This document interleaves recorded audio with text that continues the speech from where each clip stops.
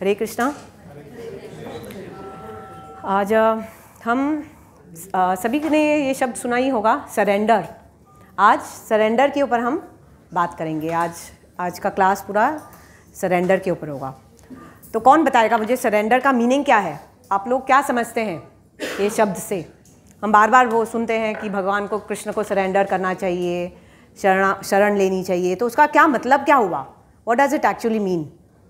बताइए श्रद्धा माता जी। मन को समर्पण करना। मन को समर्पण करना। चलिए, और क्या हो सकता है उसका इंटरप्रिटेशन? सरेंडर कर रहे हैं उनके दिए गए हर आदेश का पालन। वेरी गुड माता जी। बस वही एग्जैक्टली यही आंसर है कि सरेंडर का मतलब क्या है कि शरणागति, भगवान की शरण लेना या भगवान के समर्पण हो जाना। तो मेन जो क्लॉज है, जो मेन मतलब है जो शरणागति का, कि वो है कि कृष्ण के जो भी इंस्ट्रक्शंस हैं, जो भी उनके निर्देश है, उन्हीं सभी इंस्ट्रक्शंस को हमें फॉलो करना है। वो सबसे इम्पॉर्टेंट बात है। तो भगवान तो सब चीज़ में कृष्ण दे रहे हैं हमें इंस्ट्रक्शंस। भगवद गीता में दे रहे हैं, श्रीमद् भागवतम में दे रहे हैं, सभी शास्त्रों वेदों में भगवान सब जगह हमें इंस्ट्रक्शंस दे रहे हैं। लेकिन क्या हम वो फॉलो कर रहे हैं? कौन कितना फॉलो कर रहा है बताइए? भगवान ये भगवद गीता में भी वर्स नंबर 18.65 में बोल रहे हैं कि मन मना मद भक्तो मद याजी माम नमस्कुरु।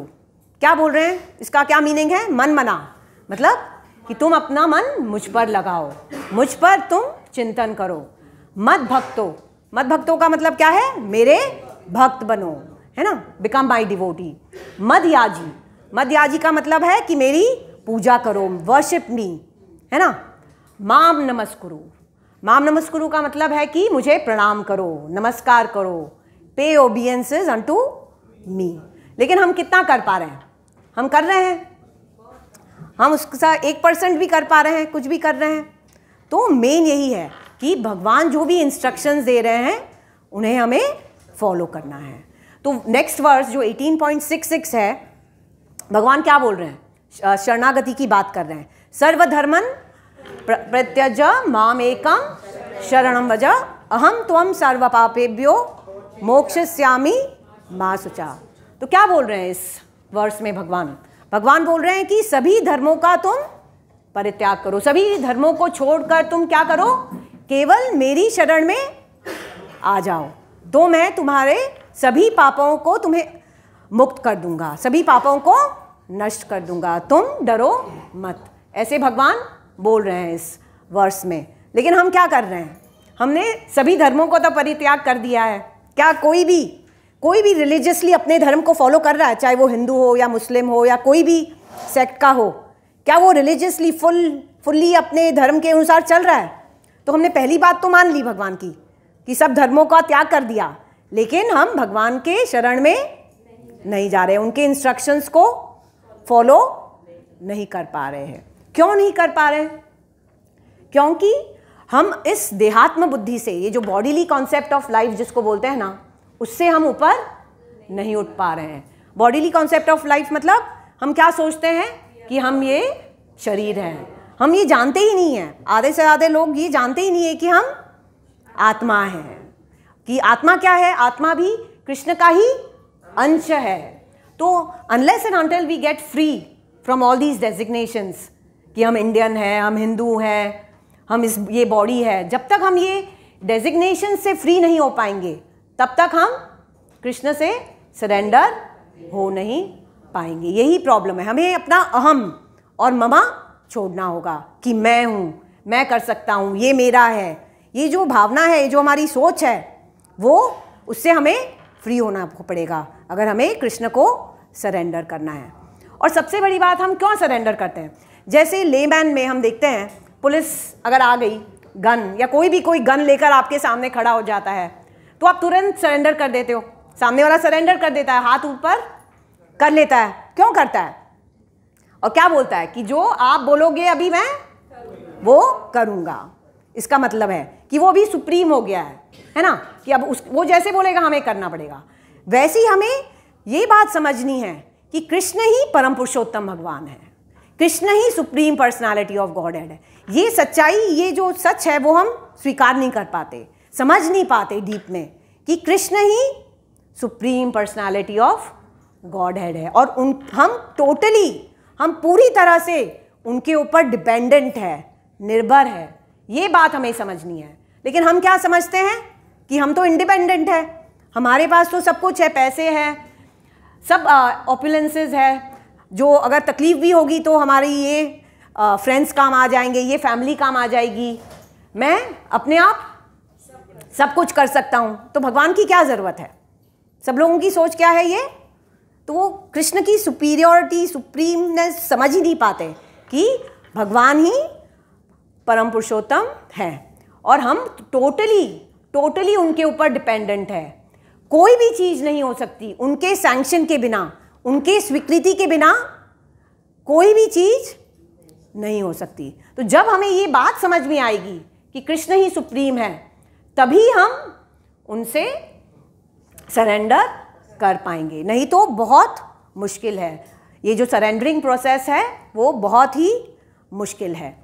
तो कहते हैं आचार्यगण कि हमें जो हमारा सरेंडर होना चाहिए वो अप्रतिहता, अहेतुकी और अप्रतिहता होना चाहिए। उसका मतलब क्या है कि अनमोटिवेटेड एंड अनइंटरप्टेड। हम अनमोटिवेटेड मतलब क्या हुआ कि हम भगवान के पास जाते हैं कि हे भगवान मेरी ये इच्छा पूरी कर दीजिए तो मैं आपका ये भोग लगाऊंगी या ये काम करूंगी। ऐसा नहीं होना चाहिए, अनमोटिवेटेड होना चाहिए। बिना किसी स्वार्थ के हमें भगवान की भक्ति करनी चाहिए या उनको सरेंडर करना चाहिए।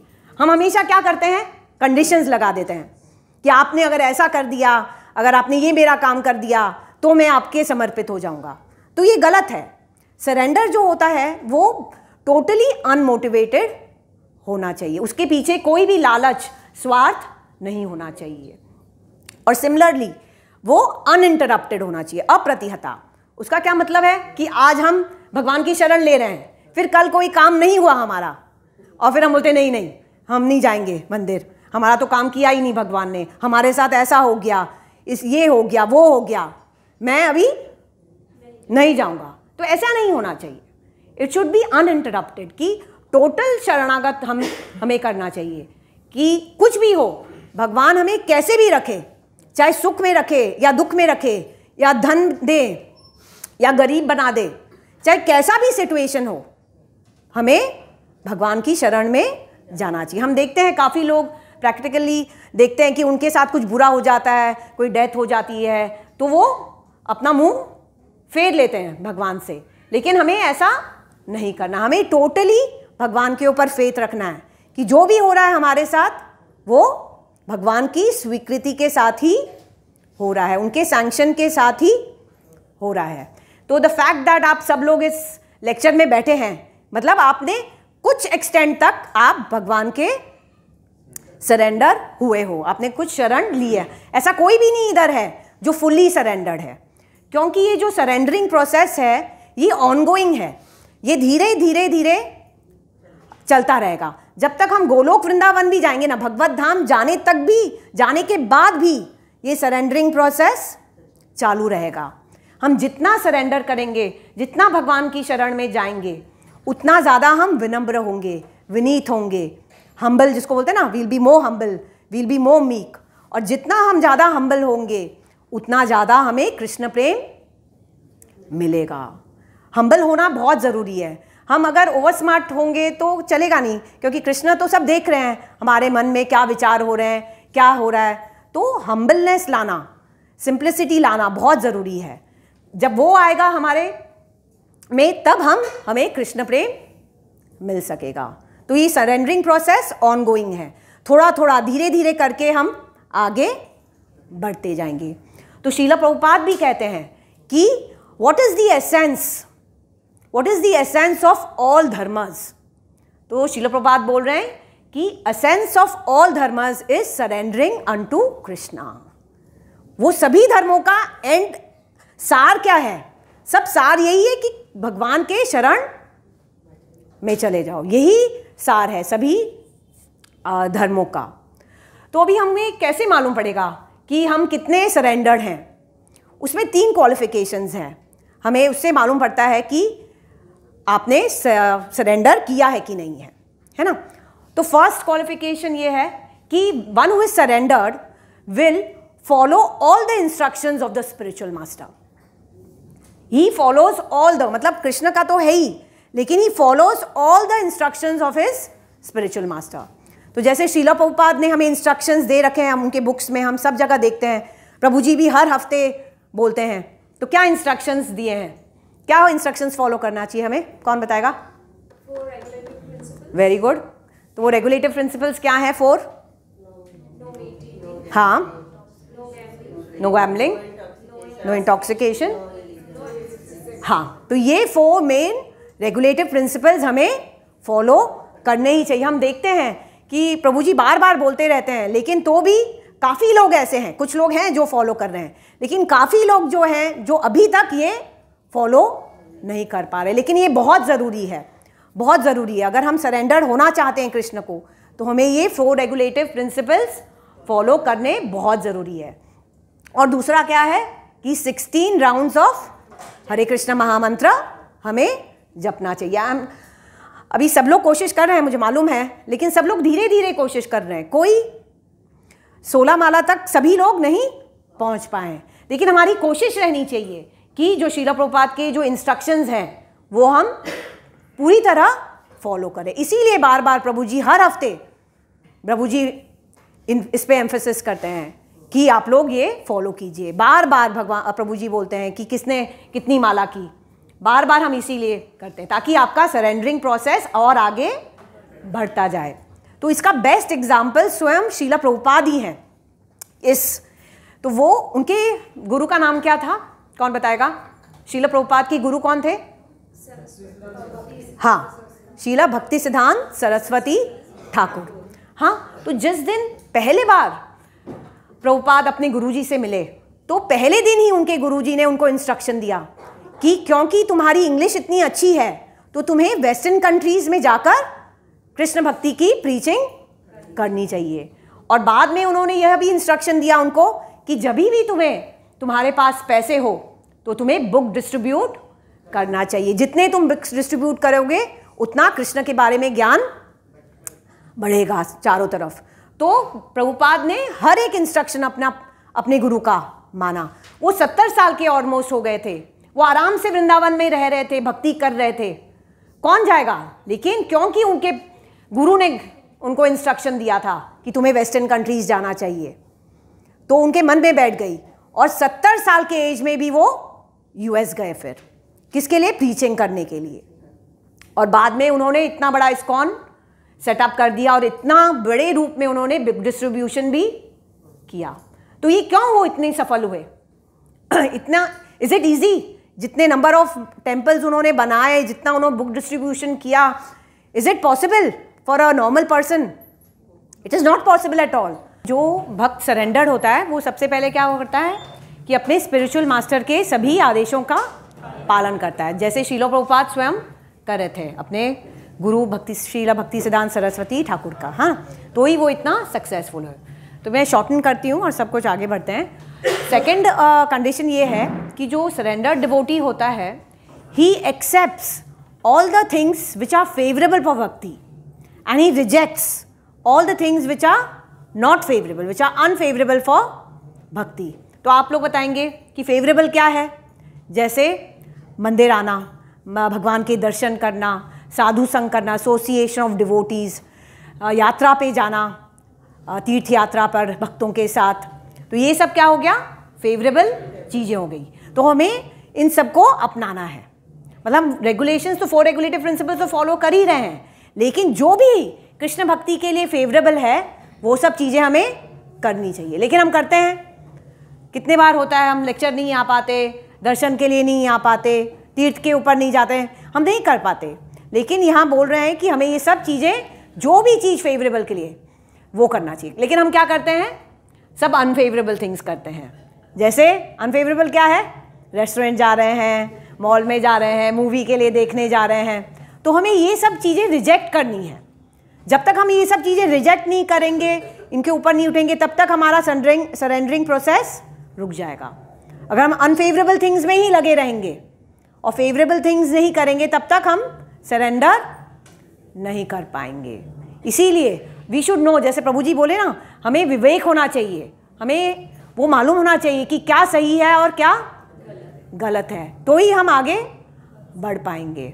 और तीसरी बात क्या है कि जो भक्त होता है, जो सरेंडर डिवोटी होता है, उसे पूरा विश्वास होता है कि भगवान मेरी रक्षा कर रहे हैं, हर क्षण मेरी रक्षा कर रहे हैं। He has total faith in Krishna that Krishna is protecting him all the time, and not only protecting, Krishna is also maintaining him all the time. हमें यह पूरा विश्वास, हमें भय क्यों होता है, पूरे समय हम भय में क्यों रहते हैं, डर किस बात का होता है? क्योंकि हमें ये विश्वास ही नहीं होता है कि कृष्णा हमारी रक्षा कर रहे हैं, कैसी भी स्थिति हो, चाहे उसमें कुछ डेंजरस सिचुएशन भी हो, लेकिन हमें पूरा विश्वास रहना चाहिए कि कृष्णा हमारी रक्षा कर रहा है। तो बेस्ट एग्जाम्पल क्या है? प्रहलाद महाराज। उनके पिता हिरण्याकशिपु जो थे, वो पूरे समय उन पर अत्याचार कर रहे थे, लेकिन क्या प्रहलाद महाराज ने पुकारा भगवान को कि नहीं आप आके मुझे बचाओ? नहीं पुकारा। क्यों? क्योंकि उन्हें पूरा विश्वास था कि कृष्णा मेरी रक्षा कर ही रहे हैं, तो वो उन्हें कभी भय महसूस ही नहीं हुआ, कभी वो भयभीत हुए ही नहीं। उन्हें हमेशा ऐसा लगता था कि कृष्णा मुझे आलिंगन करके रखे, कृष्णा हमेशा मेरे पास है, तो उन्हें कभी भय लगा ही नहीं और कभी उन्हें कुछ हुआ ही नहीं। हिरण्याकशिपु ने कितना कुछ किया, लेकिन प्रहलाद महाराज को खरोंच भी नहीं आई। इसलिए प्रहलाद महाराज बोल रहे हैं कि हे भगवान, जब वो स्तुति करते हैं नरसिंह भगवान की, तब वो नरसिंह भगवान को बोल रहे हैं कि हे भगवान, आगे जाके सभी भक्त आपका ही यह नरसिंह स्वरूप याद करेंगे। जब भी वो संकट में होंगे, कि कोई भी तकलीफ में होंगे, तो आगे जाके सभी भक्त आपका यह नरसिंह रूप ही ध्यान रखेंगे। इसीलिए जब भी हम घर से निकलते हैं, हम जब भी यात्रा पे जाते हैं, कैसे प्रभु जी, सबसे पहले हम क्या करते हैं? नरसिंह आरती शुरू करते हैं। क्यों? क्योंकि हम भगवान को याद कर, नरसिंह भगवान को याद करते हैं, क्योंकि नरसिंह भगवान क्या है? हर कण कण में बसे हुए हैं। बोलते हैं कि कृष्ण जी को और नारायण को तो टाइम लग जाएगा आने में, लेकिन नरसिंह भगवान जी हर एक कण में बैठे हुए हैं। इसीलिए हमें उठते बैठते नरसिंह आरती जो है या नरसिंह स्तोत्र जो प्रभु जी हमें सिखाए हैं, उसे याद करता रहना चाहिए, ताकि ये बोले कि भाई भगवान हमारी रक्षा कीजिए। तो हमें पूर्ण श्रद्धा होनी चाहिए कि कृष्ण हमारी रक्षा कर रहे हैं पूरे समय। और बेस्ट एग्जाम्पल्स क्या है? जब द्रौपदी थी, जब द्रौपदी का वस्त्रहरण हो रहा था, तब उसने सोचा कि मेरे पांचों पति पांडव वो मुझे मेरी रक्षा करेंगे। उसने सोचा भीष्म पितामह या द्रोणाचार्य या धृतराष्ट्र सब कौरवों में जो बैठे हैं वो मेरी रक्षा करेंगे, लेकिन क्या वो कर पाए रक्षा? फिर अंत में जब वो भगवान की शरण ली दोनों हाथों ऊपर करके, तब भगवान तुरंत आ गए वस्त्र के रूप में। सिमिलरली वही गजेंद्र की कहानी सबको मालूम है कि गजेंद्र क्या सोचा कि ये मगरमच्छ पकड़ रखा है, लेकिन मैं खुद ही इतना ताकतवर हूँ, मैं आसानी से छुड़ा दूंगा। लेकिन उसने बहुत कोशिश की, लेकिन क्या वो छुड़ा पाया? वो सोचा कि मेरे फ्रेंड्स और मेरे फैमिली मेंबर्स मुझे हेल्प कर देंगे। उन्होंने हेल्प की, लेकिन वो नहीं छूट पाया। फिर एंड में जाकर जब उसने भगवान को याद किया, तब भगवान उसे बचाने आए। तो ये सब बेस्ट एग्जाम्पल्स हैं कि सरेंडर के। तो रामायण, सबने अभी रामायण तो सुनी ही होगी, तो रामायण का दूसरा नाम क्या है? शरणागति ग्रंथ।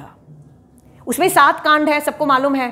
तो कहते हैं कि हर कांड में कोई ना कोई भगवान के शरण लेता है। पूरी रामायण अगर आप देखेंगे, कहानी सुनेंगे, तो आप देखते हैं उसमें भगवान बता रहे हैं या रामायण सिखा रही है हमें कि कैसे हमें भगवान की शरणागति लेनी चाहिए। शुरू में हम देखते हैं कि बालकांड में विश्वामित्र मुनि वो भगवान की शरण लेते हैं। फिर अगले कांड में धीरे धीरे हम देखते हैं पूरे रामायण में कैसे सीता जी, कैसे लक्ष्मण, हनुमान, सब एक एक कर वो शरण लेते हैं। लक्ष्मण क्यों गए भगवान के साथ?